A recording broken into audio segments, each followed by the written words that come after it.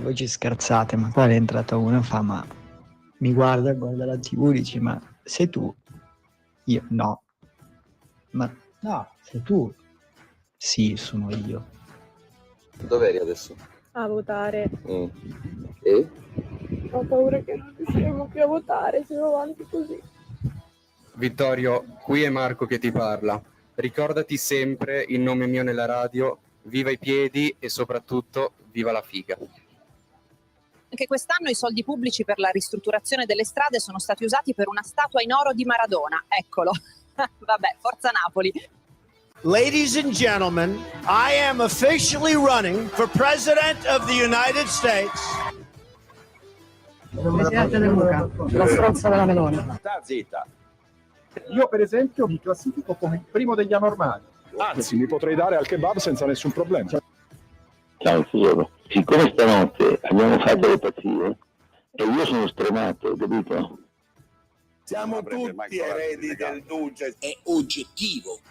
I nostri valori da mantenere. C'è la libertà, la figa e i piedini. Questa è un'idiozia.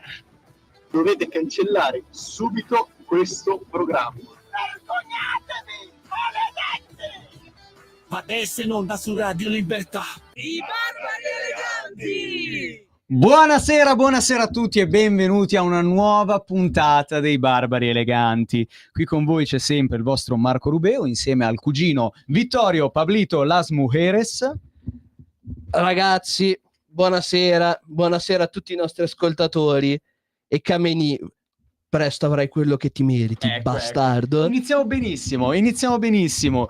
Ovviamente Gazzola, paccatore seriale, anche questa settimana non è venuto, ma è tornato qualcuno che chi segue dall'inizio la lore, la storia di questa maledetta trasmissione radiofonica conosce bene, il signor Emanuele, in arte Talebano. Buonasera e bentornato con noi. Buonasera, purtroppo ho fatto questa apparizione, spero che sia l'ultima, ancora, è il terzo anno che andiamo avanti, io spero che questo programma venga cancellato per sempre. No, non sarà così, almeno spero, e vabbè, mi dai subito l'assist, di solito lo faccio alla fine, ma lo faccio all'inizio. Ringrazio la redazione di Radio Libertà per non averci ancora cancellato il programma. Signori, 96esima puntata, la puntata 100 si avvicina sempre di più.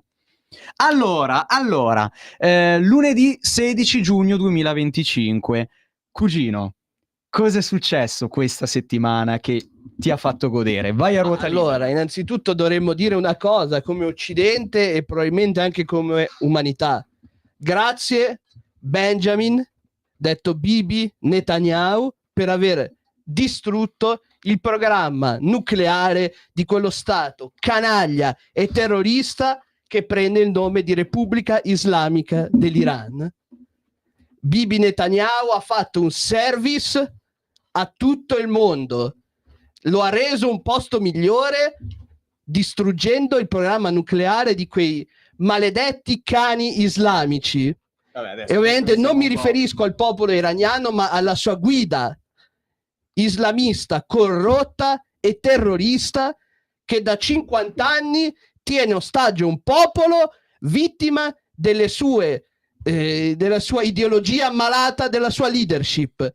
E finalmente, invece di parlare di no, la diplomazia, l'Europa deve essere diplomatica, per esempio mi ricordo un post che aveva fatto Riccardo Maggi, Netanyahu ha fatto qualcosa di terribile, qualcuno lo fermi, deve arrivare la diplomazia internazionale. E questo mi fa portare avanti un altro assist per ringraziare ancora gli Stati Uniti d'America che ci proteggono da 80 anni, perché noi come europei, se dovessimo difenderci da soli, non ne saremmo capaci, perché siamo delle teste di cazzo che vogliono continuamente pensare alla diplomazia, anche che quando è evidente non si può fare. Questi qui vanno fermati e finalmente qualcuno li sta fermando, grazie a Israele che ha distrutto il sistema nucleare iraniano e che sta distruggendo le basi militari iraniane, sta distruggendo la leadership militare e politica di queste canaglie, perché questo sono E fatemi dire chi dava il genocidio. Israele sta attaccando tutte le loro basi militari. Queste merde stanno puntando a Tel Aviv e ai civili. Quelli sono dei genocidiari, non gli israeliani. Merde! Calma, cugino, calma. Però Scusate. hai reso bene l'idea di quello che pensi, o no, signor Talebano? Anche lei ha una posizione simile a quella di Vittorio. Sì, è abbastanza moderata e imparziale come la sua all'incirca. Ecco. Diciamo la verità, innanzitutto non è che siamo in un periodo molto semplice, molto facile. Israele adesso si è messo forse anche un po' nei casini, però Vitto, perché riuscire a contrastare comunque tutto quanto l'arsenale dell'Iran può essere un problema. Le motivazioni sono valide? Assolutamente sì. Uccidere un terrorista può solo fare del bene Difesa al mondo. preventiva, ricordiamoci che Difesa stiamo parlando di difesa preventiva. Sì, anche perché comunque... Questi erano arrivati a tanto così dall'atomica. Cioè, comunque vivere accanto a una nazione governata da terroristi che sai che possono avere un arsenale atomico... E che sicuramente lo userebbero contro di te. Esatto, o contro di te oppure contro i tuoi alleati Stati Uniti d'America, non mi farebbe dormire molto sereno, quindi capisco effettivamente queste mosse di Israele. No, ma ragazzi, dai, ma la guerra non è iniziata nell'ultima settimana. La guerra contro l'Iran va avanti dal 2022 perché Hamas, Hezbollah, l'ex regime siriano, gli Houthi in Yemen sono tutte cellule iraniane. Israele dal 2022 che sta combattendo una guerra su più fronti, non solamente sulla striscia di Gaza. E ancora, questa è la dimostrazione palese delle azioni che sta intraprendendo ora Israele, che non c'è nessun tentativo di genocidio in atto, ma che sono i bastardi di Hamas che utilizzano il popolo palestinese come scudo umano. Perché loro non gliene frega nulla del popolo palestinese. Tutti quelli che gridano Palestina libera qui in Occidente dovrebbero dire Palestina libera da Hamas. Primo punto. Certo, è un discorso che abbiamo fatto tante volte e che qualcuno a sinistra non vuole ancora accettare.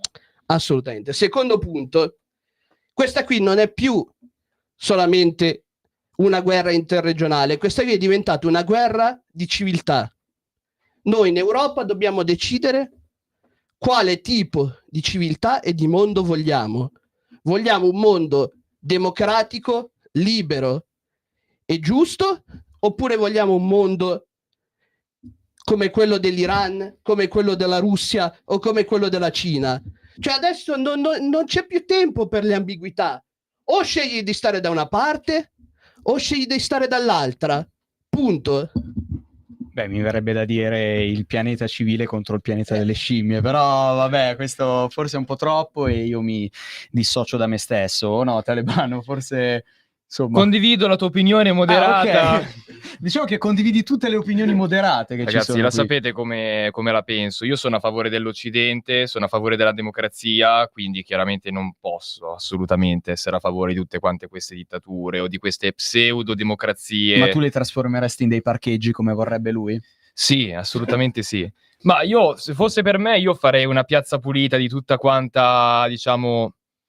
la parte burocratica che governa questi paesi e riformerei tutto, perché il marcio sta alla punta, cioè il problema non è la popolazione, il problema è l'istituzione, tra parentesi, perché comunque non sono uno Stato, sono un regime terroristico. Che opprime la popolazione. Cioè, le popolazioni di questi territori, come anche la popolazione palestinese della striscia di Gaza o della Cisgiordania sotto Hamas, sono oppressi da queste organizzazioni terroristiche, non hanno alcuna legittimazione da parte della popolazione. Ricordiamo sempre questa cosa, perché sembra che ci sia un popolo contro un altro popolo, ma non è mai un popolo contro un altro popolo, è un governo contro un altro governo. O no, cugino? Beh, nel caso di Hamas non è neanche di un governo, cioè stiamo parlando di un gruppo di terroristi. Certo. Quello iraniano è sì un governo, però un governo teocratico che non ha nessun rispetto di nessuna libertà civile, dove oltretutto una notizia neanche di un mesetto fa, un rapper è stato condannato a morte per aver espresso nelle sue canzoni dissenso contro il regime. Era già successo in passato. Non è la prima volta, sì. E quindi questo qui è la differenza, cioè questo qui è il mondo in cui si divide, come nella seconda guerra mondiale, cioè stiamo parlando di due idee di civiltà diverse, e tutti quelli che dicono che Israele sta esagerando... Stiamo parlando di due visioni del mondo diverse, una dove c'è la civiltà e un'altra dove ci sono le scimmie. Beh, comunque mettiamola come vuoi, comunque il punto è questo, cioè io quando sento parlare di Israele sta esagerando, anche in questo caso Israele è esagerato, come si sono permessi, cioè gli Stati Uniti non è che ci sono andati giù leggeri, né con i giapponesi né con i tedeschi. Vorrei ricordare che in una sola notte, ad esempio, tra Dresda e Amburgo, hanno ucciso 200.000 persone in un bombardamento, e non era neanche per obiettivi militari, ma per costringere la Germania a una resa incondizionata. Un atto sacrosanto, perché con il male non ci puoi dialogare, non puoi utilizzare la diplomazia, ma lo devi spazzare via da questa terra. Come i nazisti erano il male assoluto, il regime degli ayatollah è il male assoluto e va spazzato via in qualsiasi modo possibile. Basta fare le fighette che parlano di diplomazia, che parlano di voler dialogare con questa gente con cui non si può dialogare e non si dovrebbe voler dialogare. Assolutamente, cugino. Se vuoi dire un'ultima battuta, se no andiamo già con la prima canzone. Vai con la canzone. Allora, mi piace questo ossimoro, ossia un discorso super serio, super anche profondo di geopolitica, dove si parla anche delle vite delle persone, e poi il contrasto con la canzone che stiamo per mandare in onda. Visto che dopodomani è l'anniversario, è passato un anno da quando abbiamo pubblicato questa canzone, se la possiamo mandare, regia, I Barbari Eleganti, canzone fatta da noi, con Pazza Notte Russa. In viaggio di lavoro non sapeva cosa avrebbe trovato, povero tesoro. Una festa bizzarra, tutti allegri e felici. Lui pensava ai brindisi, ma non agli amici. Oh Matteo Gazzola, che disavventura, finito in un'oggia, che confusione pura. Festeggiando Putin, che gran balorda, ora la sua storia è proprio assurda. In mezzo a champagne, vodka e canzoni, Matteo si chiede, son matti questi russi, tra luci soffuse e uomini in tenuta. Matteo capisce che la festa è molto astuta. Oh Matteo Gazzola, che disavventura, finito in un'oggia, che confusione pura. Festeggiando tutti, che gran balorda, ora la sua storia è proprio assurda. Provo a scappare, ma niente da fare. La porta era chiusa, doveva restare. Un brindisi a Putin tra uomini danzanti. Matteo confuso tra sguardi amicanti. Oh Matteo Gazzola, che disavventura, finito in un'oggia, che confusione pura. Festeggiando Putin, che gran balorda, ora la sua storia è proprio assurda.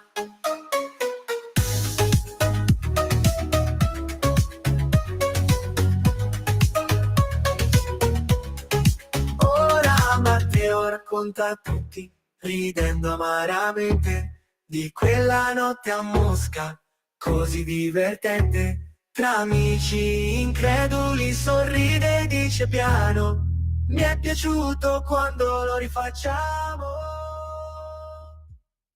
Oh Matteo Gazzola, che disavventura, finito in un'orgia, che confusione pura.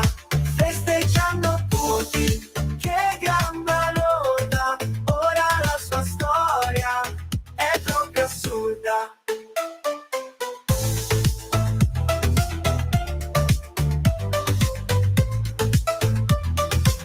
Ora Matteo racconta a tutti, ridendo amaramente, di quella notte a Mosca, così divertente. Tra amici increduli sorride e dice piano, Mi è piaciuto quando lo rifacciamo.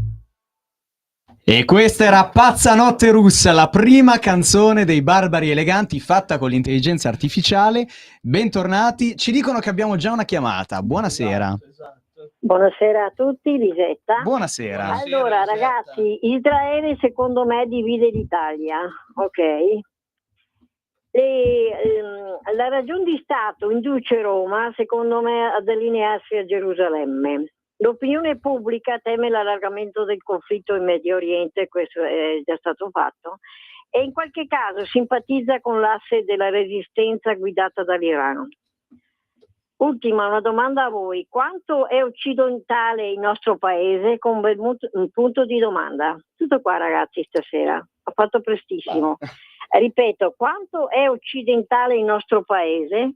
Punto di domanda. Vi saluto e buona settimana. Anche Arrivederci, signora Lisetta. In realtà ha fatto una domanda veramente interessante, perché da una parte sicuramente il nostro paese, per quanto riguarda l'allineamento dei vari governi che si sono succeduti, chi più chi meno, diciamo quei 5 Stelle poi tendeva al meno. Guarda, non volevo fare quel nome, però ha sempre comunque tenuto una linea atlantista ed europeista, che dovrebbe essere la nostra linea, anche per modificare questa Unione Europea che continua a non capire quale deve essere la sua funzione, che soprattutto deve sapersi difendere anche da sola.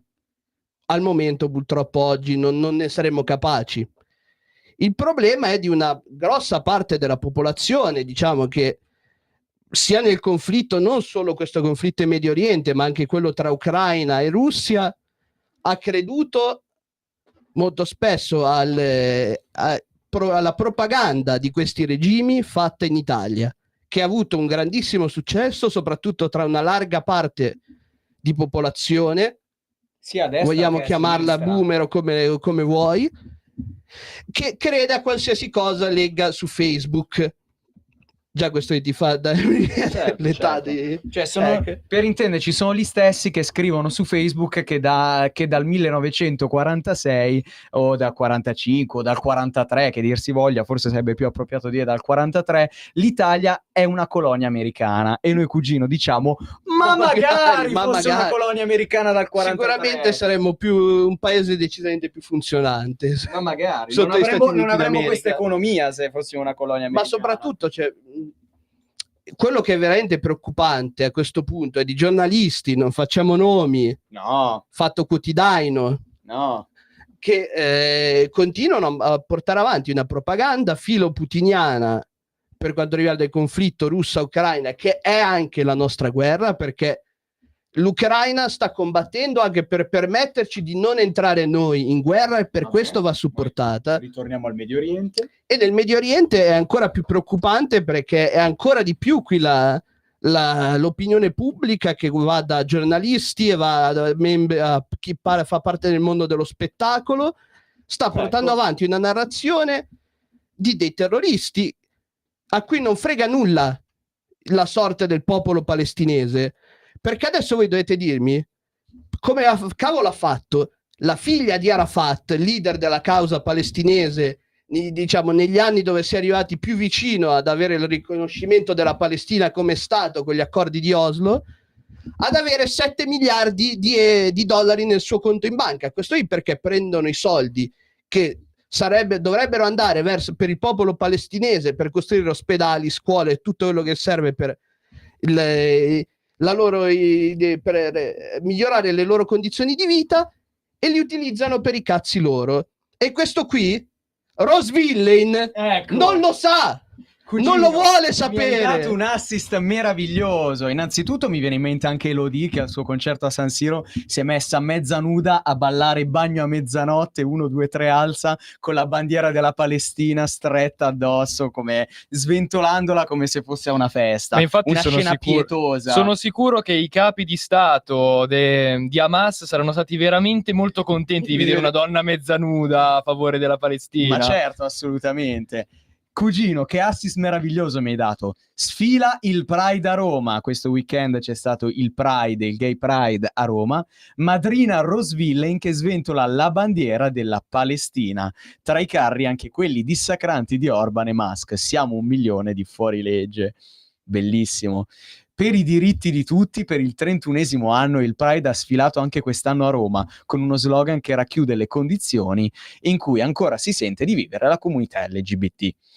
Un corteo colorato che ha invaso il centro storico, in cui, dice il presidente del circolo Mario Mieli e portavoce del Pride Cola Marino, tantissima gente ha sfilato perché vuole che questo paese riconosca i diritti di tutti, e ha sfilato per quei paesi dove i Pride non possono sfilare. Ecco, ricollegandoci, Chissà quale paese, ricollegandoci Chissà quale proprio a paese. questo, ma non vi fa un po' ridere vedere Rose Villain o altri esponenti del mondo dell'intrattenimento che per visibilità si mettono a sventolare la bandiera della Palestina in contesti tipo il Pride che non c'entrano assolutamente nulla, perché, ripetiamolo per l'ennesima volta, se la Palestina esistesse davvero come Stato, la prima cosa che farebbe sarebbe perseguitare tutti gli omosessuali? Sì, io più che altro non giudico Rose Villain perché ha fatto una manovra di marketing importante, perché il virgolettato "siamo 1 milione di fuorilegge" per pubblicizzare la sua canzone, certo, veramente una manovra geniale. L'associazione tra il Pride e il diritto di esistere dello Stato palestinese non ha assolutamente senso, perché il Pride è la manifestazione a favore dei diritti delle persone omosessuali, che magari possono essere ancora discriminati, anzi in alcuni paesi lo sono, specialmente in Europa. E bisogna protestare per questo, anche e soprattutto per essere una nazione un po' più civile, perché tanti ancora pensano male per stereotipo certo. di questa associazione, di questa manifestazione. Trovo assurdo pensare di andare al Pride magari quest'anno e ritrovarmi da un corteo a favore dei diritti della comunità LGBT a un corteo pro-Palestina, come può essere uno Ma di qualsiasi domenica. La ratio è, siccome gli omosessuali sono oppressi e anche i palestinesi sono una popolazione oppressa da Israele, dobbiamo lottare insieme. Ma è una cosa che non ha senso, perché siete due comunità, poi è sempre brutto dire voi omosessuali, noi etero, cioè sarebbe più corretto dire coloro che vorrebbero la libertà sessuale, siete in conflitto tra di voi. Cioè non può essere la stessa battaglia, ma proprio per principio, perché quelli che vorrebbero lo Stato di Palestina sono per forza di cose contro di voi. Sì, anche perché se Hamas potesse fare una strage di tutti quanti i Pride che ci sono in ogni città europea, penso che lo farebbe più che volentieri, a prescindere dalle bandiere palestinesi e dagli slogan. Cugino, 2 battute? Ma innanzitutto credo che ci sia una chiamata, regia. Ragazzi, buona serata a voi e buon lavoro. Sono Mimmo, chiamo da Napoli. Oh, bentornato Mimmo. Ben trovati. Sapete che vi seguo, no? Certo. Ma io dico, come si fa in un anno aver aumentato in un solo anno il debito pubblico di 36 miliardi e tutti questi ministri del governo, ministri, sottosegretari, prendono l'aereo di Stato come un taxi e hanno speso qualcosa solo negli ultimi anni, qualcosa di 800.000, sull'ultimo mese voglio dire 800.000 euro di taxi, che sarebbero gli aerei di Stato. Ma allora io dico, queste cose le devi sapere di nascosto con qualche giornale economico, cioè. Ma voglio dire, qui per fare un'analisi bisogna aspettare 1 anno e mezzo, ma veramente siamo alla follia. Ci vogliamo svegliare, ragazzi, perché non vi svegliate un po' anche voi? Ma certo, assolutamente. Il debito pubblico è un tema assolutamente importante, che però non c'entra con quello di cui stavamo parlando. Abbiamo subito un'altra chiamata, io regia. dico solo una cosa su questo tema andiamo... che state trattando, con il vostro permesso naturalmente, sì. E che dico, per favore, a Gaza non esiste una guerra. A Gaza non esiste la guerra, perché non si fa la guerra con i bambini e con i vecchi. Perché se fossero 2 eserciti, allora noi qui staremo a giudicare, ma da un lato c'è un esercito, dall'altro altro. È chiarissimo. Dobbiamo andare subito con l'altra chiamata che tra 2 minuti andiamo con la seconda canzone. Buonasera. Sì, buonasera, sono Giampaolo Bernasconi della provincia di Como. Bentornato Giampaolo. Salve. Senta, volevo chiedervi due cose. Voi sapevate che gli omosessuali negli anni 50-60 in Italia venivano mandati dallo psichiatra? Immagino che infatti, certo, assolutamente. Adesso fanno i gay pride in giro per le città senza nessun problema e possono avere figli procreati in provetta, quindi non mi sembra che l'Occidente sia un posto brutto per un omosessuale dove vivere, mentre Teheran lo è. Assolutamente. Avevo scritto già. Prego. No, assolutamente, siamo d'accordo. Noi siamo allineati per quella sua visione. Il Pride lo dovrebbero fare a Teheran, più che altro. Io facendo nome e cognome sul sito di Daniel Pipes, non so se conoscete il giornalista americano Daniel Pipes, avevo scritto già nel 2010 che Israele avrebbe dovuto attaccare l'Iran. Poi dico l'ultima cosa. L'Iran ha sempre avuto una regia in tutta la zona, sia in Libano che muovendo Hamas contro Israele. Quindi probabilmente l'Iran è anche è stata la regia del 7 ottobre. Grazie, buongiorno. Grazie a lei. Grazie a lei. Benissimo, andiamo con la seconda canzone, Prince and Revolution con Let's Go Crazy.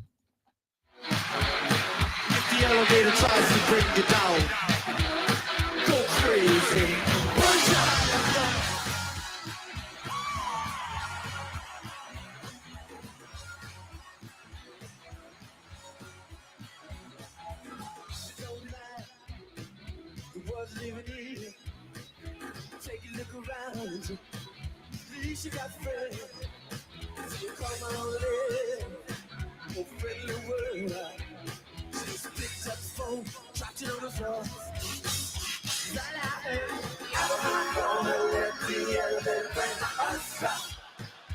Let's go crazy, let's get nuts. Look for the purple banana, do it for us.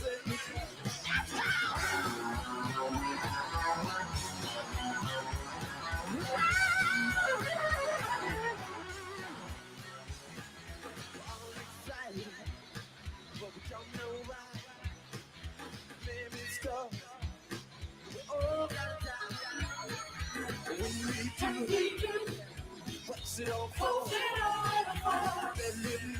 For the real people come knocking on your door. Tell me, I'm gonna let the elevator bring us down. I'll go crazy. Let's get nuts. For the love of an attitude, whatever it is. Come on, baby. Let's get nuts. Yeah, I'm coming to get you, honey.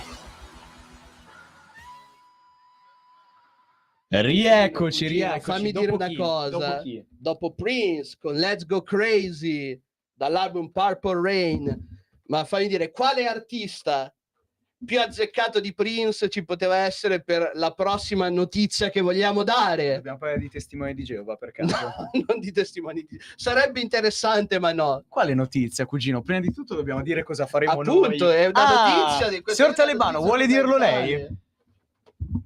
Vi do un indizio. Di che colore è questo scopettino che sto per tirare in faccia a Non ci Vittorio? proverai Tanti colori. Ebbene Tanti sì, colori. signori, quest'anno i Barberi Eleganti per il Sociale Come l'anno ritornano scorso. al Pride. Oh. Riusciamo a rovinare per il secondo anno di seguito un'altra manifestazione. Un applauso. Anche quest'anno torneremo al Pride, faremo i Barbari Eleganti in diretta dal Pride, quindi invitiamo tutti gli ascoltatori ad seguire la nostra pagina Instagram, e purtroppo non ci sarà la regia con noi a farci da regia anche lì, e lei è molto dispiaciuta, ma purtroppo ha troppi impegni, abbiamo una regia troppo impegnata. E quindi nulla, vi invitiamo a seguirci. Perché ci andiamo per il secondo anno di fila, cugino? Ma perché come per l'anno scorso si farà una testimonianza per far vedere che il Pride non è solamente quello che un mondo ultraconservatore vuole far vedere, e anche per portare la nostra solidarietà alla comunità ebraica che sta subendo delle minacce per essere andata al Pride. Oltretutto è uscita una cosa meravigliosa, cioè hanno attaccato la pagina del gruppo per il Pride della comunità Rom, sì, perché aveva messo la foto con una bandiera con la stella di Davide e l'arcobaleno, cioè veramente ci sono delle cose surreali. E quindi per manifestare la nostra solidarietà alla comunità ebraica E queer, per stare nella parte atlantista e per stare di quel nella parte Pride, dalla parte giusta. dalla parte giusta. Poi, perché al Pride non è solo una cosa comunista. L'anno scorso noi ad esempio eravamo dietro dei carri che sventolavano bandiere della NATO, bandiere di Israele. Quindi... Sperando che ci sia anche quest'anno l'ottimo Klaus Davi, lui che era proprio quello più agguerrito di tutti a mostrare, a sbattere in faccia la bandiera israeliana con i colori dell'arcobaleno ai manifestanti pro-Pal. Ma cugino, ma parlando di cose molto più serie, secondo te quest'anno riusciremo a trovare Paola e Chiara e il loro carro? È un obiettivo. È un obiettivo. È un target. È un target. Signor Talebano? Sono molto contento di partecipare anche quest'anno. Purtroppo ci sei tu, però... vabbè, ma c'è Vittorio almeno. Sì, infatti io invito tutti quanti gli spettatori di Radio Libertà che se volete insultarci dal vivo di contattarci su Instagram, perché noi siamo dei grandi giullari e ci frusteremo molto bene. Questo è un po' too much, però interessante. Dai, vogliamo andare con le notizie trash? Meraviglioso. Dai. Vittima di errore, per lo Stato è morto e gli tolgono la pensione. L'INPS deve dimostrare che è vivo. Il signor Michele come il fu Mattia Pascal di Pirandello. L'inversione dell'onere della prova, come c'è a livello giuridico, in questo caso c'è l'onere della prova di essere ancora vivo. Noi ti togliamo la pensione, ma tu devi dimostrare di non essere morto. Meraviglioso. Questa è una delle notizie più italiane che abbiamo mai dato. È un po' kafkiano, no? Come ti indaghiamo, ma devi dimostrare di essere innocente senza avere delle prove schiaccianti. Vedo che lei è un uomo di cultura. Questo è un capolavoro tutto italiano, Vedo ragazzi. che lei è un uomo Io di trovo cultura. che sia meraviglioso passare per morto, cioè nessuno sa più della tua esistenza. Sì, ovvio, perdi la pensione, tutto quanto quello che vuoi, cioè, ma se fai qualsiasi cosa tu per lo Stato non esisti. Certo. Ed è meraviglioso perché sì, ti toglieranno la pensione, però smetti totalmente di pagare le tasse, o perlomeno le pagherà tuo figlio per conto tuo. Certo. Nel frattempo che tu puoi scappare all'estero facendo il latitante. Questo è ottimo. Ma poi cugino, io ho una domanda, tu che sei uno studente di giurisprudenza. Vabbè, adesso sì. Sulla carta. Facciamo vedere che tutto il duro lavoro di quel santuomo di tuo padre serve a qualcosa. Ma tu puoi a livello legale chiedere a qualcuno di dimostrare di essere vivo? Cioè... Ma soprattutto, come puoi dimostrare di essere vivo? Cioè dovresti presentarti davanti con la sede dell'INPS. Sì, ma paradossalmente potrebbe essere anche una carta d'identità fasulla, capisci? Il signor Rossi sono venuto a dimostrare. Allora, nel caso specifico non lo so, però per lo Stato l'onere della prova per quanto riguarda il regime fiscale è invertito, nel senso che quando è quello che accusa qualcun altro di aver fatto o di non aver fatto qualcosa, deve essere lui a dimostrare che l'altro abbia compiuto quel gesto o omesso o fatto quell'omissione. Se invece è lo Stato ad accusarti, l'onere della prova è invertito. Sei tu che devi dimostrare di aver fatto o non aver fatto quella cosa. Assolutamente. Vale in campo fiscale, non mi stupirei se valesse anche in campo previdenziale o per quanto riguarda il certificato di morte. Come riporta il Messaggero, Michele è rimasto senza pensione dallo scorso marzo e il suo codice fiscale non è più utilizzabile. Dopo essersi accorto di non poter ricevere denaro e aver chiesto spiegazioni sui motivi, è iniziata un'odissea tra la burocrazia che sembra infinita. Così facendo un passo indietro nei fatti familiari, un decesso c'è stato veramente, ma riguardava un suo parente novantenne, venuto purtroppo a mancare lo scorso febbraio. Ed è qui che in un momento di confusione sono stati compilati i documenti in modo sbagliato, così a risultare morta è oggi un'altra persona di quel nucleo familiare in realtà viva, e viceversa il morto risulta ancora in vita. Meraviglioso, meraviglioso. Beh, nel concreto alla fine Solo all'Inps in non questo cambia paese niente, poteva perché tanto vivere. sempre una pensione devi pagare, sempre un morto risulta, quindi Certo. capisco che non si preoccupano più di tanto. Sempre solo in questo paese poteva accadere una cosa del genere. Il punto è che la banca non è stupida come l'Inps, quindi la banca quando deve ricevere la pensione, se il conto corrente è intestato a una persona morta, capisci che c'è un po' di problema. Comunque abbiamo un'altra telefonata, regia. Prego. Buonasera. Buonasera, io volevo dire, visto che sono ragganciandomi a quello che state dicendo voi, io sono una persona morta perché 3 anni fa, e io non dimentico e continuo appunto a ricordarlo a tutti, Sì. Mario Draghi aveva detto durante quella finta presa per il culo che ci hanno fatto passare, chiamato Covid, una cosa del genere, Sì. quell'influenza alla quale hanno cambiato nome, lui mi aveva detto che chi non si vaccina si ammala, muore e fa morire. Quindi io, essendo non vaccinata, cioè non essendoci cascata in questa presa per il culo di 4-5 anni fa, Ma perché sono dice morta. presa per il culo, mi scusi? Perché è stata una grandissima presa per il culo, perché è stato dimostrato, è saltato fuori di ogni. Quindi, Parla del però, vaccino, io immagino. Sì, esatto, di tutto, le mascherine, cioè tutte le puttanate Sì. che hanno fatto fare al popolo italiano, soprattutto al popolo italiano, grazie a Dio, non a tutto, Sì. per testare il grado di obbedienza e di imbecillità, Sì. per poi portare avanti altre politiche del terrore come quelle che stanno portando avanti con le guerre, eccetera, eccetera. Quello Sì. è stato un test per valutare il grado di stupidità e di sottomissione che questa popolazione... No, è chiaro, la sua posizione è assolutamente chiara. Ok, allora io però ho telefonato perché volevo dire appunto al signor Netanyahu, Sì. visto che lui odia tutte le dittature e butta le bombe preventivamente, pensando che eccetera, eccetera, di venire a toglierci dai palle la signora Kaja Kallas, la signora von der Leyen, tutta questa Unione Europea nazista, quel nazista di Rutte e quel nazista che governa adesso la Germania, che non mi Merz, Sì. esatto, ecco, ci tolga dai coglioni tutta questa gente, visto che lui è prevedente, prevede vuole togliere dai piedi le dittature. Ecco, ci tolga dai coglioni questa gente. Io lo ringrazio molto preventivamente e vi auguro buon lavoro. Grazie. Beh, devo dire che la sua opinione è un po' forte, però se ci fosse qui Luca Scognamiglio sicuramente la ha dato del condividerebbe. nazista a un capo di Stato chiedendo esplicitamente di togliersi dai coglioni, non si sa in che modo, presumo a livello fisico, proprio Penso e di anche sì. spirituale, quindi non saprei. Io invito la nostra ascoltatrice a chiamare la settimana prossima per rispondere a questa domanda, veramente questa curiosità necessaria fisica che ho di chiederle. Ma lei nel conflitto tra Russia e Ucraina quale delle due parti sostiene? Guarda, ho la questa domanda, vaga sensazione grazie. che non sostenga l'Ucraina. Comunque abbiamo un'altra notizia sull'Inps. Allora, perché questa è la settimana contro l'Inps.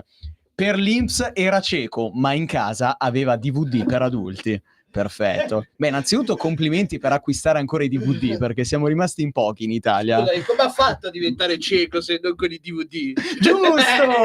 Giusto! Cieco per l'INPS, ma vedeva fin troppo bene i film per adulti. Un 68enne di Sassari ha percepito per 13 anni una pensione di invalidità per cecità assoluta. Le indagini hanno rivelato che l'uomo si muoveva con piena autonomia per strada, andava personalmente a ritirare l'assegno alle poste senza supporti. A casa sua sono stati trovati numerosi DVD a contenuto esplicito.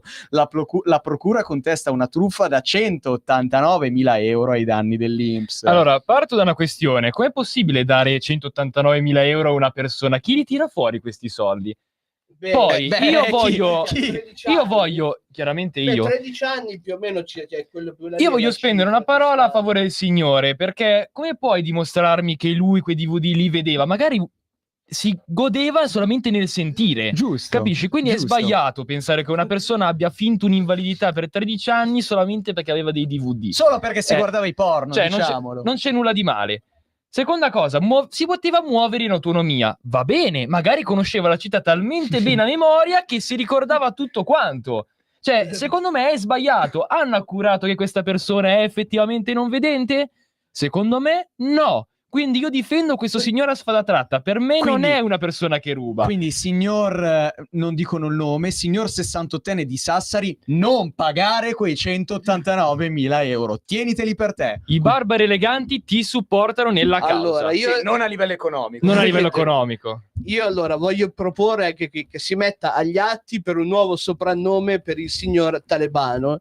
Cioè che oltre al signor Talebano, da oggi venga conosciuto anche come il signor avvocato del diavolo. Ecco. Diciamo che Ecco. Perché ha fatto veramente una ringa difensiva per il signore veramente impressionante. Cioè credo che dovremmo chiamarlo Saul Goodman in questo perché io studio davvero per fare l'avvocato, non come qualcun altro qua dentro. Che va in università solo per fare gli aperitivi. Beh, io ho ecco. venduto la mia anima al diavolo per poter avere questa dialettica e queste Come conoscenze. Esatto. Comunque no, una domanda interessante che veramente mi pongo, perché mi ricordo quando mio padre andava a fare delle visite. Mio padre era in sedia a rotelle, quindi faceva delle visite ogni 2 anni per accertare che effettivamente fosse ancora invalido al 100%, cioè perché effettivamente quando hai metà del cervello che è lesionato, Certo. ci sono molte probabilità di riprendersi al 100%. Ottimo INPS. Ma se qui al nord i controlli erano così accurati da dover chiedere a una persona invalida al 100% in sedia a rotelle con metà del cervello lesionato di dover fare controlli ogni 2 anni per verificare che fosse effettivamente disabili, ma dalla linea gotica in giù La linea gotica. com'è che fanno questi controlli? Perché io ho conoscenza diretta di quello che era il caso mio preso singolarmente, ma queste notizie solamente non è che arrivino da Varese, da Como o da Trento. Cioè, solitamente sono sotto la linea gotica. Quindi mi hai dato un assist perfetto per la prossima notizia o volevi dire qualcosa? No, volevo dire che Vittorio contesta, ma ogni 2 anni devono controllare. Se per 13 anni ha superato i controlli è perché era effettivamente cieco. Continua a ribadire questo concetto, Vittorio. Ma no, beh, in generale, Cioè, la tua riga è totalmente perfetta, cioè il giudice ti dà Le ragione. cose sono due: o un giudice e tantissimi dipendenti dall'INPS sono degli incompetenti. Io non sto omettendo questa cosa, sia chiaro. Potrebbe essere, ma non sto mettendo questa cosa. Oppure semplicemente lui è una persona che è molto brava a fingere. Capisci? La verità è che è cieco, punto. Assolutamente. Cioè. Cugino, mi hai dato un assist perfetto con quello che hai detto prima per andare a Caserta, splendido posto. Bellissimo. Cosa ne pensa di Caserta lei? Un paese bellissimo. Benissimo. Caserta, vanno in caserma per sporgere una denuncia, ma si presentano con un motorino rubato. 2 giovani finiscono nei guai. Forse, sai cos'è? L'area di mare tipica del posto che fa venire un po' tipo questa febbre, questa voglia di delinquere. Si presentano in caserma per denunciare uno smarrimento, ma arrivano con uno scooter rubato. Un autogol che è costato la denuncia a 2 cittadini di origine ghanese, rispettivamente. No, cugino, non ridere così tanto. Io non sto Non facciamo questo razzismo, Guarda cugino. che io sto ridendo perché sto dicendo quanto è bella l'integrazione. Cioè, queste 2 persone qui sono perfettamente integrate per la loro regione, gli va data la cittadinanza. Ecco. Sono totalmente campani, integrazione perfetta. Rispettivamente di 28 e 38 anni, regolarmente presenti in Italia, i fatti sono avvenuti a Castelvolturno, in provincia di Caserta. È un po' il bue che dà del cornuto all'asino, no? Vedi, tu mi hai rubato, ma io ho rubato. Cioè, cosa facciamo? Tipo meme di Spider-Man che tutti si indicano. Esatto. Uno dei due guidava senza patente, oltretutto. Vedi, ma sono campani, cioè l'integrazione è incredibile. E anche la regia Cioè, l'integrazione è incredibile. Il furto del motorino in questione era stato denunciato il 25 gennaio alla questura di Napoli dal legittimo proprietario, ma non finisce qui. Il conducente dello scooter è stato denunciato anche per guida senza patente. Il motorino in questione è stato sequestrato e affidato a una ditta convenzionata con le forze dell'ordine, in attesa di poter essere restituito al proprietario a oltre 4 mesi dal furto. Io voglio fare una domanda che è fine a se stessa. Prego. Ma secondo voi uno scooter rubato, senza targa, senza assicurazione, con una persona senza patente, quella persona secondo me era talmente integrata bene che non aveva neanche il casco? No, ma ne sono convinto. Perfetto. Ma assolutamente. Questa è l'integrazione che vogliamo.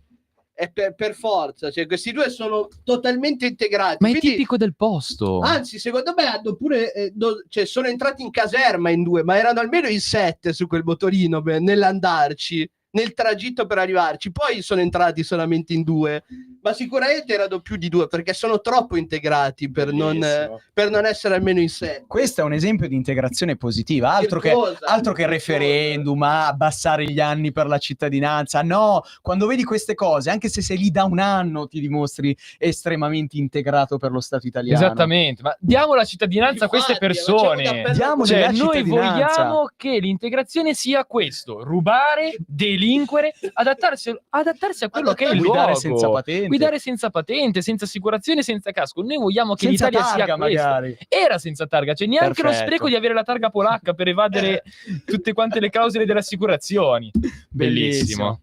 Dai, abbiamo un'altra notizia. Bene, devo dire che questa puntata si è ripresa con molta... Cioè, siamo Barzotti oggi, siamo Barzotti. Assolutamente. Ah, cugino, questa è una notizia per te. Finge un allarme bomba per bloccare la crociera della fidanzata che partiva senza di lui. Minaccia bomba per gelosia quando la crociera diventa un caso federale. Un 19enne del Michigan ha inviato una falsa minaccia bomba a una nave da crociera. Voleva impedire alla fidanzata e alla sua famiglia di partire senza di lui. L'email ha causato un'operazione di sicurezza internazionale e ore di ritardo. L'autore del messaggio è stato rintracciato dall'FBI e ha confessato. È stato condannato a 8 mesi di carcere per l'allarme ingiustificato. E lì gli 8 mesi di carcere te li fai davvero? Se questo non è amore, non so cosa sia, guarda. Addirittura 8 mesi di carcere. Mi ricorda un po' la notizia di quello lì che aveva lo stagista della NASA che aveva rubato pezzi della Luna per fare l'amore sopra con la sua fidanzata. Quello lì era un eroe, cioè quello lì può vantarsi con tutti i suoi amici di aver avuto un rapporto sessuale, aver fatto l'amore con la sua fidanzata sulla Luna. Joshua Darrell Lowe II, 19 anni. Di solito quando leggi il secondo, la carnagione... No. Lo posso dire? Ci scusiamo con la redazione di Radio Libertà. Grazie per non averci ancora cancellato il programma. Ma assolutamente, perché poi oltretutto il talebano si sente doppiamente offeso. Sì, anche perché io ho dimostrato più volte di essere nero. Esatto, lui si sente e si riconosce come una persona afroamericana. Io lo sono ufficialmente. Lui lo è, Ma quindi quindi si fatto per amore questo? No, dica verità, no. Però per favore non utilizzare il tuo gergo da ghetto. Lo avrei fatto per un paio di Jordan, o per delle ali di pollo fritto, ma per amore mai. Bravo. Ci sono tante in giro. E qui devo dire invece che è un idiota. Il ragazzo è totalmente un idiota. Cioè ti sei liberato del tuo schiavista per probabilmente un periodo di tempo anche lungo. Puoi divertirti, puoi andare a... Strano gioco di parole schiavista, strana scelta di termini. Assolutamente, non voluto soprattutto. Beh, potevi andare a vigliacche, potevi giocare alla PlayStation, potevi spendere i tuoi soldi come meglio volevi, farti tutte le maratone di COD senza essere disturbato E invece vuoi pure salirci e vuoi ritornare su. Ragazzo, devi imparare le priorità della vita. Cioè qui abbiamo dei maestri che ti direbbero: ma cosa hai fatto? Pensa a Silvio Berlusconi. Presidente, sono 2 anni che non ci sei più. Esatto. Cosa le avrebbe detto il cavaliere?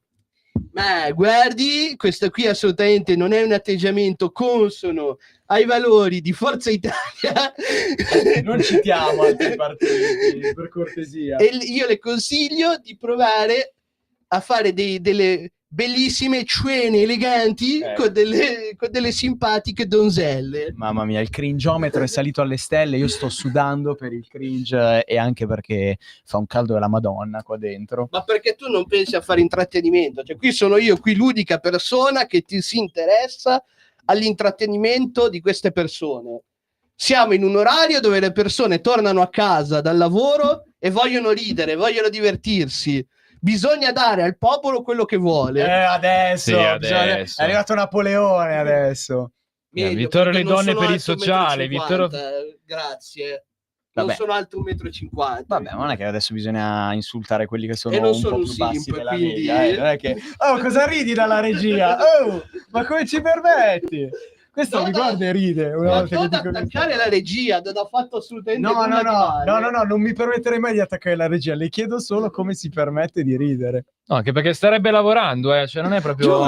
Giusto. Ragazzi, hai un po' la coda di paglia. No. Sembra. Ah, beh, vabbè. Sembra. Adesso sono io con la coda di paglia, capito. Bene, siamo arrivati alla fine del tempo a nostra disposizione. Signor Talebano, se vuole salutare questa trasmissione. Cancellate il programma! No, non è il caso. Vuoi dire il titolo della canzone con cui stiamo per congedarci dagli ascoltatori? Si chiama La canzone più bella del mondo, ragazzi. Quindi piacerà sicuramente al pubblico di Radio Libertà. Sicuramente, l'ho scelta apposta per voi. Io settimana prossima non ci sarò fisicamente qui perché sarò in Sicilia, ma sarò collegato a distanza. Lo so, regia, che devo smetterla di fare la vita da signorino della Cattolica, però volevo dire ai nostri ascoltatori che settimana prossima sarò in Sicilia, quindi ci sarà il cugino Vittorio, ci sarà in teoria anche il signor Talebano, come al solito ha performato alla grande, quindi secondo me, per quanto mi riguarda, può venire anche tranquillamente la settimana prossima, perché... Sono stanco, capo. 96 puntate io non ce la faccio più, basta. Regia, rimettiamo il Talebano dello scantinato e nutriamolo solamente con una ciotola di riso a settimana. Vediamo se poi lo vuole venire settimana prossima. Benissimo, signori, grazie per essere stati con noi anche questa settimana. Vi diamo appuntamento a lunedì prossimo. Ora vi lasciamo con Ammon, con la canzone migliore del mondo, e come sempre, cugino, viva i piedi!